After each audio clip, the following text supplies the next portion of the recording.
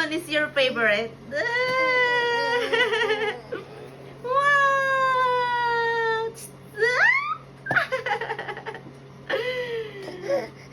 We're going to Tita Rilin, Ate Ricky. Can you say happy birthday?